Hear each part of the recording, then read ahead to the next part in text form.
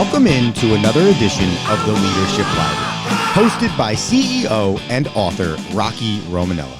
Rocky is the author of the book Tighten the Lug Nuts, The Principles of Balanced Leadership, and has over 40 years of business experience as a prominent member of the UPS Supply Chain Solutions team, as well as the CEO of Unitech Global Services. So sit back, grab your notebook, and take a seat, and get ready for this edition of the Leadership Library. The focus of this episode is on mentorship. Let's turn the light to the other side of the table. How are your advisees evaluating your skill as a mentor?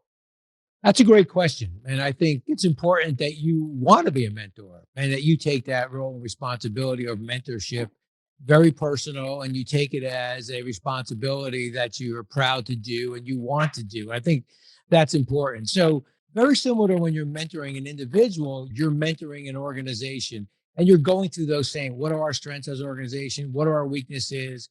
What are our opportunities for growth? And frankly, what are the barriers that could potentially prevent us from achieving those goals? And I'll tell you one real quick that always seems to come up, and that's the concept of allowing your strengths to become your weakness. For me, for example, would be I'm high energy. I get to a spot early. I love to fix things. What's my weakness? High energy, get to a spot early, love to fix things. And so in my zeal to fix, I may be stepping on someone inside the organization. I may not be delegating. I may be micromanaging. So I think those same areas that make you a good mentor to an individual also help you to become a very good mentor with an organization.